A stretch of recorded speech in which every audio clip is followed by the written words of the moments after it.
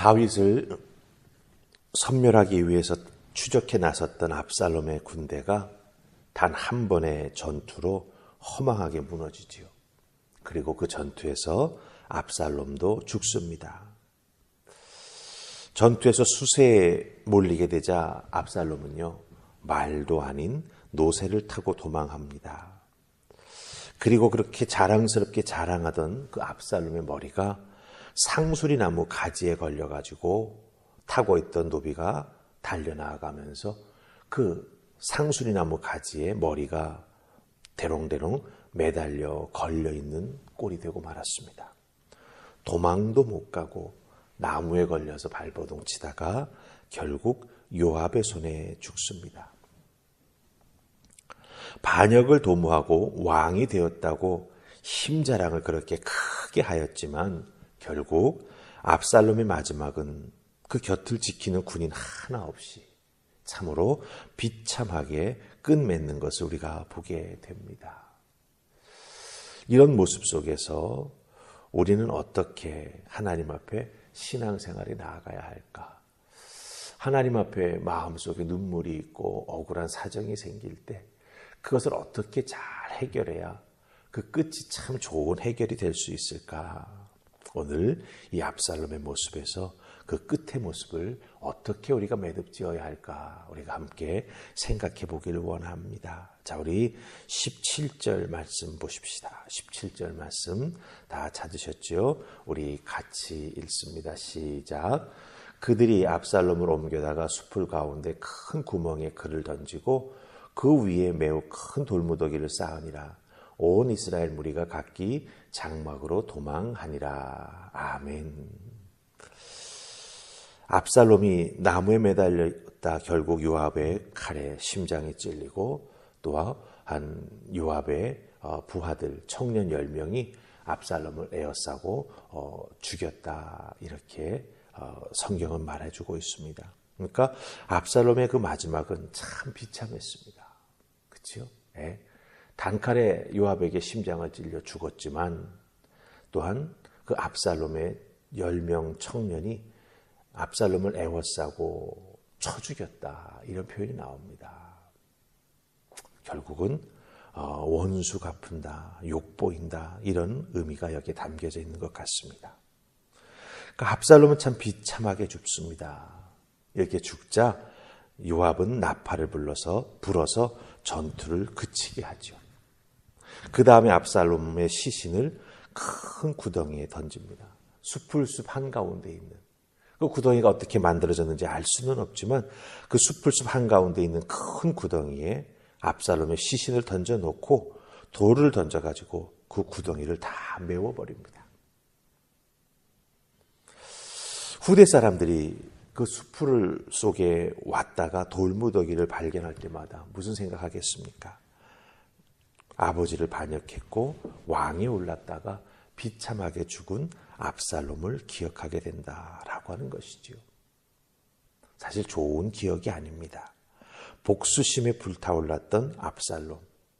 거기에서 한 발 더 나아가 탐욕으로 물들었던 압살롬의 인생.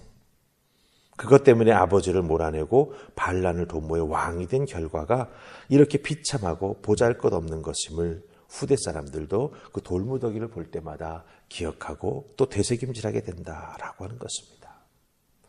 압살롬 자신의 입장에서 보면 누이가 비참한 것을 당하고 그럼에도 불구하고 아버지는 두 손 놓고 있는 것 같고 원수를 갚았지만 사실은 아버지의 다시 진정한 용서를 받지 못하고 그저 아버지 곁에 머물고는 있지만 가시방석에 앉아있는 것 같은 압살롬의 인생이었지 않습니까?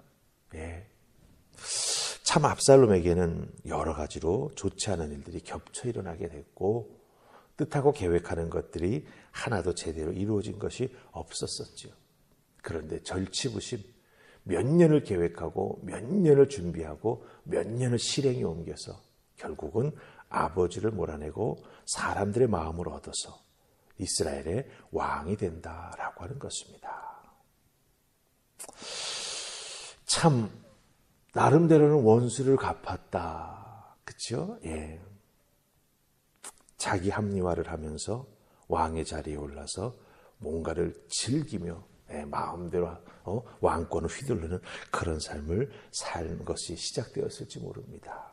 그런데 그 마지막 모습을 보면서 우리는 믿음의 사람으로서 꼭 한 가지 깊이 생각해야 될 게 있다고 하는 거지요. 무엇입니까?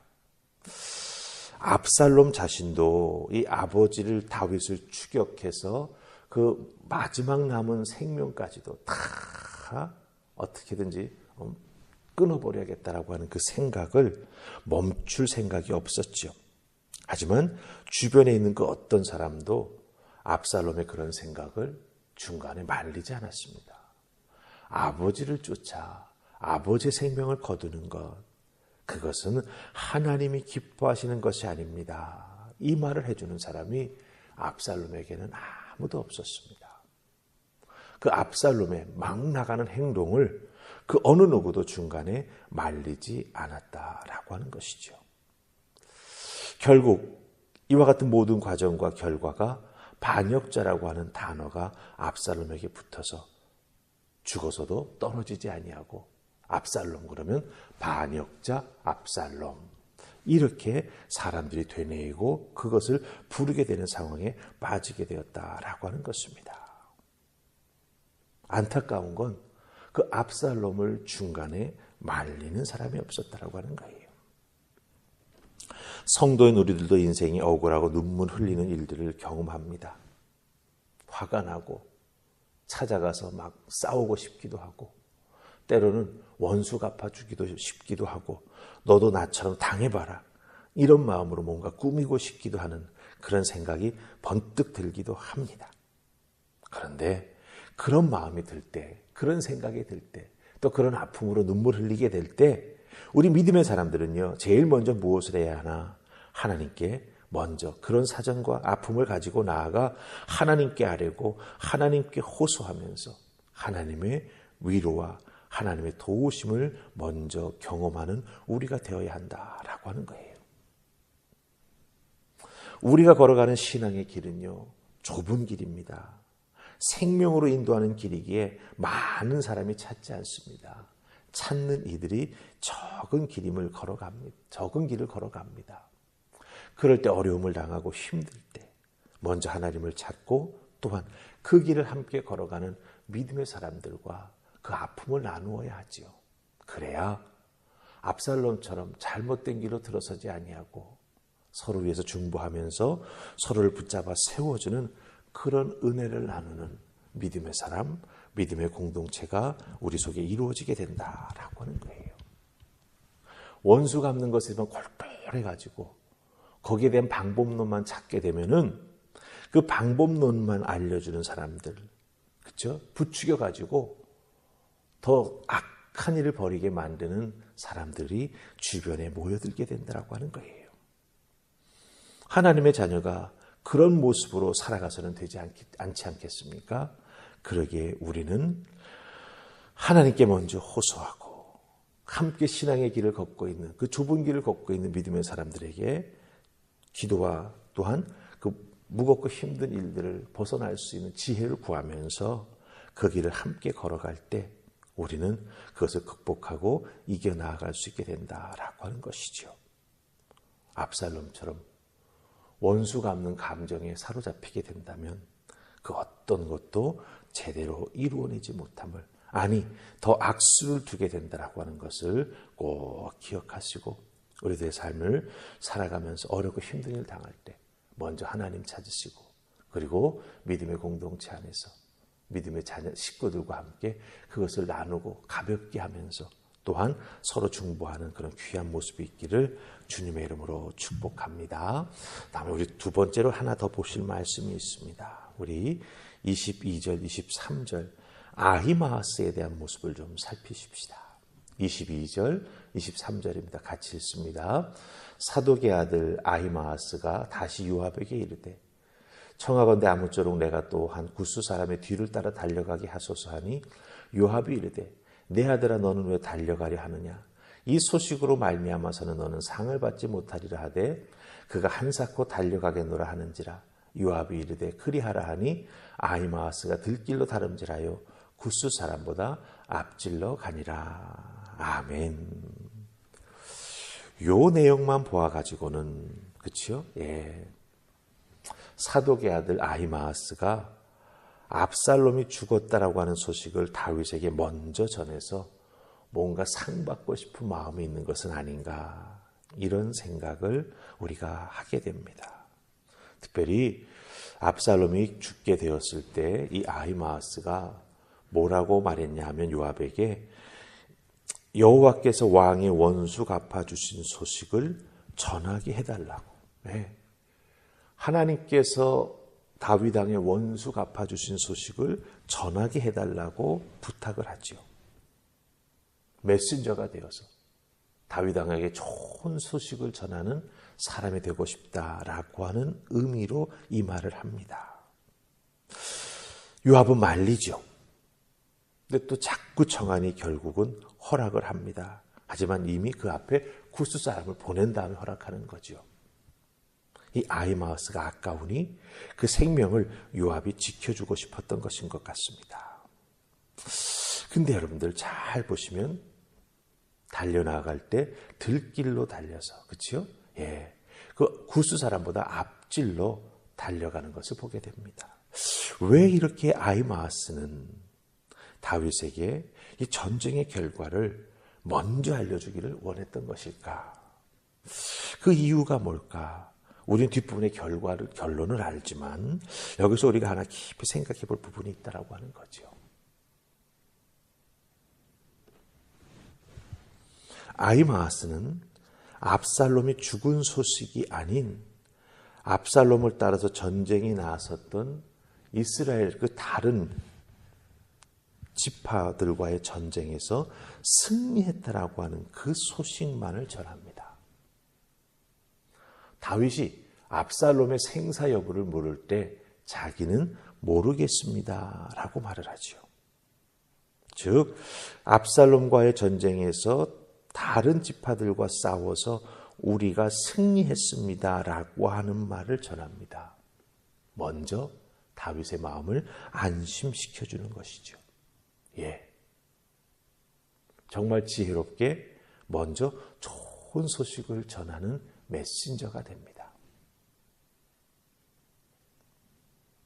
압살롬의 죽은 소식보다 승리의 소식을 먼저 전해서 다윗의 마음에 위로를 전하는 것이죠.